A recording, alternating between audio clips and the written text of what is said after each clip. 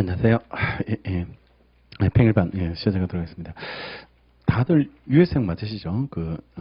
내일 모레 1차 봐야 될 사람 없죠? 그러니까 1차 볼 사람이 여기 앉아 있지는 않을 것 같으니까 유해생이다 이렇게 간주하고 유해생은 이제 마지막이잖아요. 이제 내년에 또 지텔포 보고 이러진 않을 거잖아. 그러니까 죽도록 해야 돼. 죽도록 이래 해야 되고 지금 인사 업무 끝나고 나가지고 좀 정신이 없을 거예요. 정신이 없고 또 이래 노동법부터 이래 평일반 이래 쭉 달려오다 보면 지금 체력적으로 되게 안 좋은 상태인데 이게 마지막에 이래 네 번째 이래 민사소송법인데요. 끝판왕을 보여드리겠습니다. 그러니까 민사소송법이 평일반의 끝판왕이다 이렇게 생각하시면 되고 주말반에 지금 7회 시험 봤거든요. 이번 주에 주말반 8회 하면은 끝납니다. 끝나게 이래 되는데 주말반하고 문제가 똑같아요. 평일반하고 주말반하고 문제가 이래 똑같은데 드리고 싶은 말씀은 여기껏 다 냈습니다. 여기껏 강의 계획표 있는 논점은 하나도 빠짐없이 다 냈고 좀 심하게 말씀드리면 없는 것도 냈습니다. 없는 것도 이렇게 출제를 했기 때문에 거의 다 나온다 이렇게 생각하시고 특정 부분 하나 찍어 와서 하나 맞춰보겠다 못합니다. 아시죠? 못 버티게 이렇게 출제를 했기 때문에 다 나옵니다. 여기 나오는 거 여기 논점 토픽으로 뽑아놨는 거 이런 것들은 이번엔 그냥 다 써보겠다 이렇게 결심해가지고 답안지를 원래 50점짜리 답안지가 이거보다 얇아요. 근데 사람들이 거의 다 오버하더라고. 거의 답안지를 오버해가지고 그냥 이번에는 그냥 평일반은 모든 게 다 100점짜리입니다. 모든 게 100점짜리 답안지 넉넉하게 쓰라. 넉넉하게 이래 쓰고 듬직듬직하게 이래 쓰신다 이렇게 생각하고 거의 다 출제를 했기 때문에 거의 다 보시고 공부가 좀 아직까지 미약하다. 그러니까 자기가 좀 민사소송법 따라오기 좀 불편하다라고 생각되면 하나만 외우면 된다. 무조건 걸린다. 무조건 하나 외우면 무조건 쓸 수 있는 이래 기회가 이래 적용되고 대신에 5.4일 수도 있고 10.4일 수도 있고 이래 되게 되는데 5점 10점치밖에 이래 되지는 않을 거다. 그러니까 무조건 출제가 이래 되게 되니까 두 개 오고 싶으면 두 개 쓰고 싶으면 두 개 외우고 세 개 쓰고 싶으면 세 개 암기하면 돼. 세 개 이래 암기하면 이래 되게 되니까 다 출제했다는 거 그걸 보고 민사소송법 조문 받겠습니다. 조문 1월 1일 날 특급법 관련돼가지고 조문이 받겠는데 내일 정리해드리겠습니다. 내일 조문 전속관할과 관련해가지고 쓸만한 게 있어요. 쓸만한 게 있게 이래 되게 되니까 작년에 사물관할 바뀌고 나가지고 사물관할이 바로 나왔는데 원래 그런 느낌의 답안지는 아닌데 전속관할이나 이송 때문에 봐야 돼. 전속관할이나 이송 때문에 이래 봐야 될 조문이 있게 이래 되게 되니까 이종 교수님 시판 추가 사항도 내일 같이 나눠드릴게요. 그러니까 그걸 조문을 봐야지 추가 사항이 이해돼요. 이해가 이래 되게 되니까 추가 사항도 조문이 내용이 되는데 조심해야 될 게 조문이 2007년 2월 달에 시행되는 조문이 있고 개정됐는데 세 번 바뀌었는데 지금 그러니까 바로 지금 1월 1일 날 시행되는 게 있고 두 개는 바로 시행이 되게 되고 그다음에 원래 9월 달에 시행되는 조문이 있습니다. 그게 몇 개 있고, 그리고 또 내년 2월 달에 시행되는 게 또 몇 개 있고, 이래 3단계 작업의 개정이 이래 되게 되거든. 그러니까 일단 올해 시험에서는 두 조문입니다. 두 조문이 이래 여러분들 시험에 영향을 이래 주게 되니까 일단은 두 개만 끼워놓고요. 시험 결과 보고 나머지를 끼울까 말까 이렇게 판단하시면 돼. 그러니까 찢어버려도 돼. 그거는 2007년 개정사항이 이래 되게 되니까 잘 봤다 싶으면 찢어버리고, 그래 못 봤다 싶으면 이거 갖고 있어야 되겠다. 이래 생각하시고 그거 끼워넣지 않도록 열심히 공부하자. 열심히 이렇게 공부하고 배수의 진을 치고요. 그거는 찢어버리겠다. 이런 느낌으로 해가지고 정리를 이래 하셔야 되니까 내일 자료 나갑니다. 내일 자료가 이래 나가게 되니까 내일 한번 전체적으로 한번 이래 정리하고 이기니까 빠르게 진행되고 그리고 찍어서 이래 오지 마라라고 이래 하게 측면 때문에 이번에 이기는 이 논점을 한 20몇 개를 거의 다 한번 써보게 할 그런 생각이고 브리터도 하나씩 냅니다. 브리터도 이래 한 번씩 이래 내 가지고 조문 뺏기는 훈련 뭐 이런 민방위 훈련 이런 것들을 한번 이래 하게 이래 되게 되니까 진도 범위 안에 없는 것들도 한번 이래 출제를 이래 그러니까 뭐 노동법 끌고 와서 출제하고 이러지는 않아. 그래 신의 책에 반하는 그런 거 아니고 진도 범위 안에 있는데 그냥 여기 알려지지 않은 예고하지 않은 그런 부분을 이래 출제를 하게 되니까 책을 좀 전체적으로 한번 읽어야 되는 이래 그런 느낌으로 이래 보게 되고 거의 사례를 많이 내요. 사례를 이래 많이 내니까 그냥 단문 한두 개 내고 그냥 그런 식으로 이렇게 출제되는 거. 그러니까 이런 문제는 없습니다. 25점짜리 단문 하나, 25점짜리 단문 하나 이런 건 없어. 이번에는 이게 그런 단문은 이렇게 그런 시험 문제는 존재하지 않으니까 그냥 뭐 단순하게 이렇게 처리할 수 있는 그런 측면은 아니니까 그래 보고 저 일기 안 들으신 분, 제 강의를 일기를 수업을 듣지 않으신 분 있으세요? 다 한 분, 두 분, 세 분. 내일 아마, 아니, 손 똑바로 들어야 돼요. 그래, 자료를 드려야 되기 때문에. 일기 안 들으신 분, 일기 자료 때문에 그래요. 그러니까, 예, 내일 따로 보충 자료를 따로 드릴 테니까, 사막 논점을 지금 완전 특이급으로 꼽고 있거든요. 그래서 사막 논점의 단문을 이 교재하고 다르게 정리를 했습니다. 정리를 했으니까, 사막과 관련되는 내용 정리, 이런 것들을 내일 다시 자료를 나눠드릴 테니까, 일기 때 받으신 분들은 다시 받지 마시고요. 똑같은 내용이 되게 되니까 그거는 그대로 외우시고 이 교재에 있는 내용을 외우지 말고 사망은 내일 나눠드리는 자료를 외울 수 있도록 정리하시고 그러니까 시판 추록이나 이런 것들도 자료가 많이 나가는데 그거 가지고 있지 마시고요. 알려드린 대로 몇 개 끼워 두셔야 될 거 이런 것들을 알려드릴 테니까 손으로 그냥 쓰세요. 자료를 끼워 넣지 말고 그러니까 책이 너덜너덜해져요. 그러면 보기가 되게 불편하고 또 안 봐도 그만인 것들 그런 것들은 보지 말라고 그러니까 그런 것들은 그냥 읽어둔다, 이런 느낌으로, 그래 생각하시고, 끼워둬야 될 거는 많지 않으니까요. 그런 것들은 그냥 손으로 될 수 있으면 쓰라. 될 수 있으면 쓰시고, 아시는 조문이, 개정 조문이 어디 바뀌냐 그러면, 제한능력자, 그게 바뀌어요. 제한능력자. 그 조문이 2007년 2월 달부터 바뀌어가지고, 제한능력자 근거 조문이 지금 금지산자 막 들어가 있고 이러거든, 민사소송법에. 근데 그걸, 지금 피성년 후견이나 피안정 후견이 이런 걸로 바꿔 들어가고, 의사능력 조문이 들어왔어요. 의사능력 조문이 민사소송법에 들어와가지고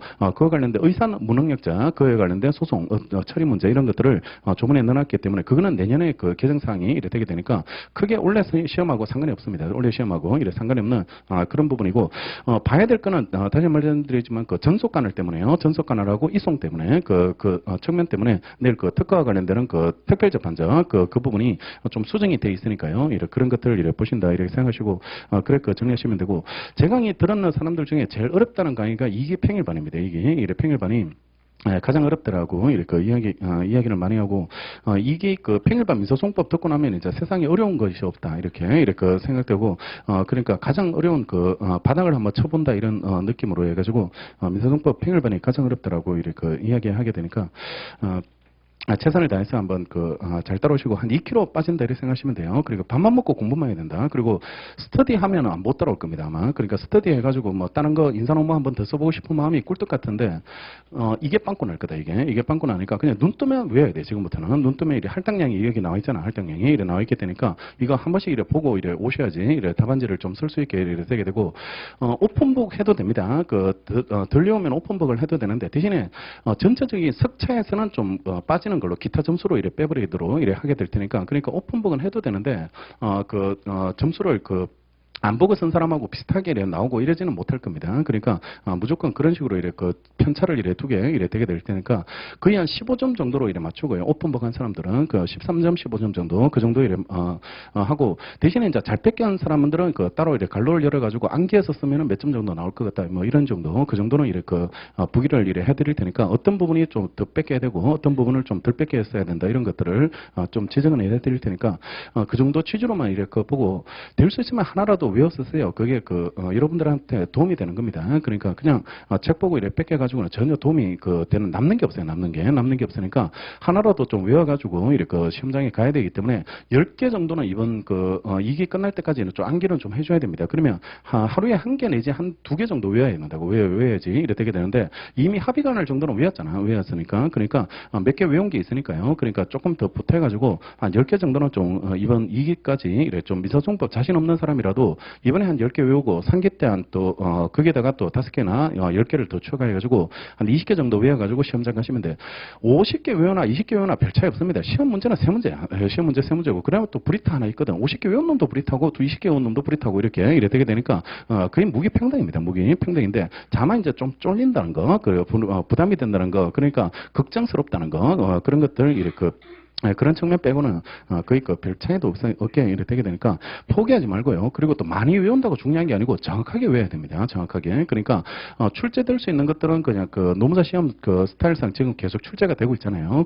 예상되고 있는 것들 이런 것들은 출제가 되고 있는데 그런 데서 자꾸 답안지를 못 쓰니까 시험을 자꾸 떨어지는 겁니다. 시험이 떨어지게 되니까 그러니까 또 이런 느낌이 있어요. 자기는 잘 썼다 생각되는데 점수가 잘 안 나온다든지 뭐 이렇게 되게 되는데 왜 그 사람만 안 나올까? 왜 그 사람만 잘 썼다고 생각되는데 왜 점수가 안 나올까요? 그러니까 그 표시주의입니다. 우리는 표시주의다. 그러니까 내가 그 기준이 돼서는 안 돼. 내가 답안지 쓰는데 나는 그런 의도로 안 썼다. 이런 이야기를 백날 할 백날 하면은 뭐입니까? 그러니까 읽는 사람이 제대로 읽어야 돼요. 읽는 사람이 그리고 제대로 읽어야 되고 읽는 사람이 전달이 여러분들이 잘 되셔야지 그게 실질적으로 수험생의 답안지가 이래 되게 되는 거지. 나를 몰라준다. 그러면 그 알 때까지 어떻게 기다립니까? 그걸 사람들이 다 알아줄 때까지 지구상의 사람들이 나를 알아줄 때까지 어떻게 공부하겠냐고. 그러니까 빨리빨리 상대방을 설득을 시켜줘야 돼요. 설득을 시키고 그다음에 그런 것들을 이렇게 수정을 해나가기 위해서 여기 학원에 오신 거니까. 그러니까 주관적으로 답안지를 이렇게 쓰지 말고요. 그 일반인이 읽었을 내용대로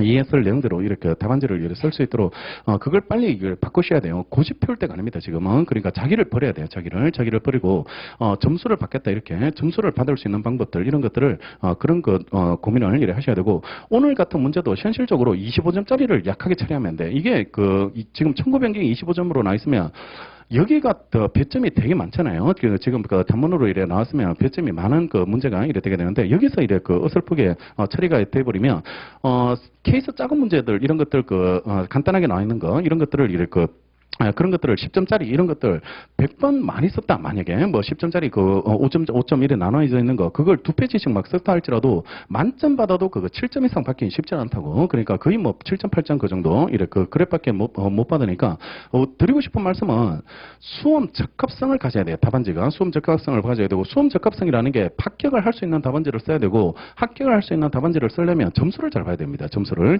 잘 받아야 되니까 실력을 키우지 말고 점수를 높이세요. 점수를 이래 높일 수 있도록. 그러니까 돈 되는 거 많이 써요. 돈 되는 거 많이 쓰고 5점짜리 그런데 목숨 걸지 말고요. 그러니까 일단 점수 되는 걸 빨리 쓰고 잘 쓰고 이런 게 이래 실전에서 이래 써보고 이런 많은 문제에 대해서 여러분들이 살아남으시려면 그런 거 조절 안 하면 계속 스트레스 받아. 왜냐하면 쓰긴 썼는데 점수를 못 받거든. 답안지를 이래 쓰긴 썼는데 5점짜리를 2페이지나 썼거든. 자기는 열심히 해가지고 2페이지나 이래 쓰고 그다음에 10점짜리를 4페이지 썼거든. 근데 6점 받았어. 6점 받아가지고 이게 막 점수가 안 나오니까 계속 고민이 되고 스트레스를 받게 이래 되게 되는데 그 사람이 문제예요. 과실이 있게 이래 되게 되니까 어떤 식으로 답안지를 써줘야 될지 실전에서도 어떤 부분을 먼저 써줘야 되고요. 어떤 부분에 여러분들이 시간 배정을 해줘야 될지 이런 것들을 그런 거를 이래 보셔야 되고 그리고 가장 어려운 게 뭐냐 그러면 외웠는데 그걸 안 써야 되는 겁니다. 안 써야 되는 거. 묻지 않았다면 안 써야 되는 거예요. 묻지 않았다면 쓰지 않아야 되는 거. 그게 수험에서는 가장 어려운 게 그런 부분이 이래 되게 되는데 그게 정말 괴로워요. 이게 안 쓰고 싶은데 안 써야 되는 건 알겠는데 이게 너무 아까워요. 이게 외우는데 얼마나 힘들었는데 이걸 버리고 간다는 게 굉장히 힘들게 이래 되게 되는데 냉정해지셔야 돼. 시험에 합격하시려면 냉정해지셔야 되니까 아는 거 안 써야 됩니다. 아는 거라 할지라도 그거 묻지 않았다면 안 써야 되고 또 배점에 맞게 써줘야 돼요. 5점짜리를 오바해서 10페이지, 15페이지 이랬어도 그거는 5점이다, 5점. 5점에 이래 불가하게 이래 되게 되니까 수험에 맞게 답안지를 이래 쓸 수 있도록 그래 기억을 하시고요. 전체적으로 한번 간략하게 한번 문제를요, 빠르게 한번 스킵을 한번 해드리고, 그 다음에 다시 한번 세부적인 관련 논점들 이런 것들을 비교 정리하면서 이래 입체적으로 이래 진행을 이래 하게 되니까, 일단 1교시에는 무조건 문제풀이입니다. 문제풀이를 이래 하게 되고, 그 다음에 문제에서 주의해야 될 사항들, 그리고 지금 이미 주말반에서 이게 시험을 다 봤던 부분인데, 그 사람들이 실패했는 것들, 이런 걸 다 알려드리겠습니다. 그러니까 그 사람들이 헛발질을 했는 것, 이런 것들을, 그런 것들이고 그러면 그 사람들이 계속 이의 제기를 해 질문을 이래 풀면 안 됩니까? 뭐 이런 식으로 이래 이야기를 하게 되는데 다 틀린 거다. 그거는 자기 합리화에 불과하게 이래 되게 되는 거고 답안지 써놓고 이제 맞추고 싶은 거야 이게 이래 거꾸로 이래 읽어도 되지 않냐고 이렇게 이러면 안 읽힌다 그렇게 이렇게 그런 식으로 이래 되게 되니까 그러니까 이런 거고 거의 다 이게 기출입니다. 사법시험이나 변리사 쪽에서 이렇게 다뤄진 기출 문제를 가지고 우리가 연습을 이래 하고 있는 중이니까 검정받은 시험 문제예요. 임의로 뭐 창작 활동한 거 그런 몇 문제 안 된다고 몇 문제 되진 않으니까 그러니까 주의하시고 이렇게 정리하시면 되겠습니다. 1번부터 먼저 풀면 1번에 병합이 지금 예상 문제로 이렇게 매년 꼽히는 겁니다. 1순위로 이렇게 꼽히는 게 그게 병합의 문제가 이래 되게 되는데 그 중에 예비적 병합의 문제가 이래 되게 되는데요. 예비적 병합에서 우리가 논점 될 만한 게 두 개 있어요. 상소심에서 심판 대상의 문제하고 상소심에서 심판 대상의 문제와 그다음에 판단 도락의 문제로 나눠야 돼. 그러면 이게 오늘 문제에서 주말반에서도 많이 물었던 게 이제 항소했다 이렇게 표현이 나와 있고 항소심은 어떠한 판결을 해야 됩니까? 이렇게 나오다 보니까 그냥 상소와 관련되는 그 쟁점으로 이렇게 풀어가시는 그런 사람들이 분명히 있습니다. 오늘도 아마 있을 거예요. 그러니까 논점 자체를 잘못 파악하시는 그런 부분이 있게 이래 되게 되는데 일단은 판단 누락의 문제가 나왔는지 그다음에 판단 누락의 문제하고 그다음에 상소심에서 심판 대상의 문제하고 이렇게 출제됐는지 일단 그걸 혼동하면 안 돼. 그리고 문제 말미가 다 똑같아 표현이. 그러니까 항소심은 어떠한 판결을 해야 됩니까? 이렇게 출제를 하고 있기 때문에 똑같이 항소했다 이런 표현이 공통으로 다 들어가거든. 공통으로 이래 들어가니까 문제 말미의 표현은 끝나는 표현은 거의 비슷하게 이래 돌아가니까 사실관계를 가지고 구별해야 돼. 사실관계를 가지고 이래 구별을 이래 해야지 이래 되게 되는데 자 판단 누락의 문제가 되는 것은요. 원고가 주의적으로 A, 그 다음에 예비적으로 B, 이렇게 그 제기를 했는데요. 저 소송을 예비적 병합으로 소송을 제기하게 됐는데, 근데 1심법원 판사님이 이것만 기각하는 거예요. 이것만 기각을 해버리고, 여기를 판단을 안 해버려요. 여기를 판단을 안 해버렸을 때, 그럴 때 이 부분에 대한 논점을 판단을 안 했기 때문에 이게 판단 누락의 문제가 되는 거예요. 판단 누락의 문제가 되게 되니까, 둘 다 판결했다. 이래 나오면 그거는 항소심의 심판 대상의 문제예요. 항소심의 심판 대상의 항소의 문제로 처리가 되게 되는데, 1심법원 판사가 이것만 기각해서는 안 되거든. 예비적 병합이라는 거는 주의적이 인정됐을 때는 이걸 판단 안 해도 돼요. 판단을 하지 않아도 되게 되는데 이게 기각됐을 때는 반드시 이걸 따져야 됩니다. 이걸 따져야지 되는 부분이기 때문에 이걸 판단을 안 해버렸거든. 판단을 안 해버렸을 때 그럴 때 이 부분에 대한 판단을 못 받았잖아. 원고는 판결을 못 받았으니까 이거 어떻게 처리하냐 이 말입니다. 이걸 어떻게 처리할지. 그러니까 원심에서 이걸 추가 판결로 구제를 해줘야 되는 게 맞아요. 아니면 항소심에서 판단 누락으로서 상소심에서 심판 대상으로 처리하는 게 맞을지 그 부분에 대한 논점이 되게 되고 오늘은 이겁니다. 오늘 이 논점이 출제가 되게 되는데 많은 사람들이 혼동하는 표현이 뭐냐 그러면 두 번째 단락 때문에 그래요. 두 번째 단락이 1심 법원은 의뢰 매매계약은 무효라는 항변은 받아들여서 갑의 이전 등기 절차 이행 청구에 대해서만 기각 판결을 했고요. 이에 대해서 갑이 항소했는데 유다음부터요. 항소심이 심리해 보니까 매매계약은 무효야. 매매계약은 무효고 의리 계약금과 중도금 명목으로 1억 2천 받은 것으로 판명됐다. 이 부분을 독해가 안 되는 거예요. 이 부분이 독해가 안 되다. 그러니까 매매계약은 무효니까 주의적은 어차피 기각이다 이 말입니다. 주의적은 기각인데 이게 인정돼. 이게 매매계약이 1억 2천 받았다고 돌려달라고 청구했는 거 이게 인정되거든. 그러면 항소심에서 이걸 판결을 내려줄 수 있냐 이 말입니다. 일단은 인정돼 있거든. 이 사실관계는 확인이 돼 있으니까 항소심에서 이걸 결론을 내려줘도 될지 아니면 항소심에서는 이걸 건드릴 수는 없고 1심에서 추가 판결을 해줘야 될지 그와 관련된 쟁점이라고. 그와 관련된 쟁점이니까 그러니까 재판 누락으로 보면은 이거 추가 판결이니까 원심에서 정리해야 되거든. 원심에서 정리해야 되는데 이게 판단 누락의 일종으로 보면은 그냥 상소심에서 분리 안 되고요. 상소심에서 그냥 동시에 판결을 받는 겁니다. 이거 기각, 이거 인용 이렇게 판결을 받게 되게 되니까 그걸 결론을 내려달라 이 말입니다. 이 문제에서는 결론을 내려달라. 그러니까 항소심에서 얘를 결론을 내려줄 수 있는지 판결을 내려줄 수 있는지 그 부분에 대한 쟁점이 되게 되니까 그 논점을 보시고 상소 문제로 바뀌려면 이거 기각, 이거 인용해야 돼요. 둘 다 판결이 돼야 됩니다. 일단은 둘 다 판결이 되고 그 다음에 불복하는 거 그 문제가 나오게 되게 되는데 이건 아예 1심 판결을 받지는 못했거든. 1심 판결을 받지는 못했으니까 이 빠뜨린 부분에 대한 처리 절차 이 부분을 묻는 거다. 이렇게 보셔야지 되게 되니까 두 가지 상황을 구별하셔야 됩니다. 그러니까 항소 문제로 되는 경우랑 그 다음에 이거 1심에서 판단 누락으로 처리하는 문제랑 이걸 상황 자체를 아예 달리한다는 거, 사안을 구분해서 비교 정리를 해둘 수 있도록 그래 보시고, 그거 실수하지 말자. 그건 실수하지 말자는 게 이 일문의 취지로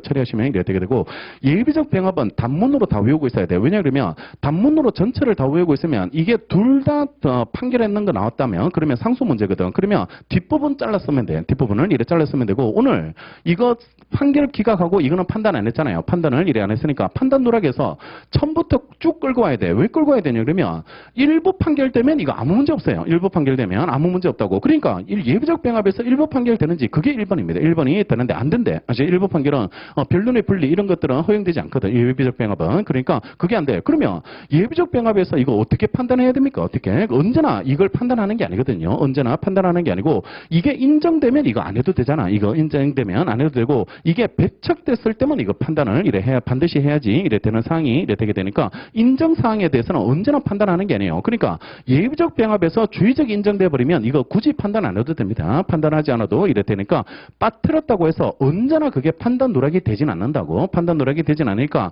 판단 방법을 두 번째로 이렇게 검토해보고. 근데 지금 이게 인정 사례가 아니거든. 인정 사례가 아니고 기각 사례잖아요. 기각 사례니까 기각일 때는 반드시 이걸 따져줘야 되거든. 따져줘야지 이래 되게 되는데 안 따져버렸지 않습니까? 안 따져버렸으니까 그러니까 그게 3번 일부 누락의 문제가 이래 판단 누락의 문제가 3번이 이래 되게 됩니다. 그러니까 이거 기각했을 때는 예비적 병합에서 이걸 반드시 따져줘야 되거든. 따져줘야 되니까 그러니까